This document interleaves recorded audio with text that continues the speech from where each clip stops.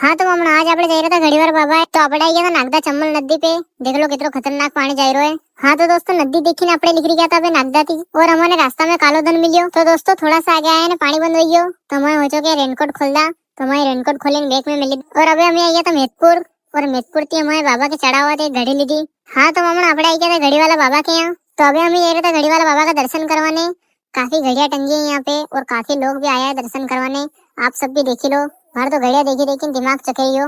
तो दोस्तों यहाँ की यह खासियत है कि यहाँ घड़ी चढ़ाओ तो अपनी सब मान पूरी हो जावे। तो आप भी कभी आ जाओ।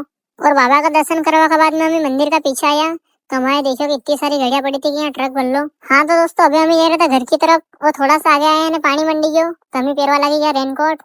हाँ तो पामण अभी आई गया था अपने नागदा तो अभी अपने यहाँ नाश्ता पानी करवाने जावांगा कारण कि हवेर की भूख लगी रही। तो हमें आई गया था नाश्ता करवाने।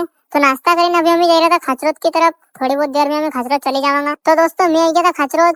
तो आज के लिए बस इतना ही। मिला एक काले नए वीडियो में, तब तक के लिए राम राम।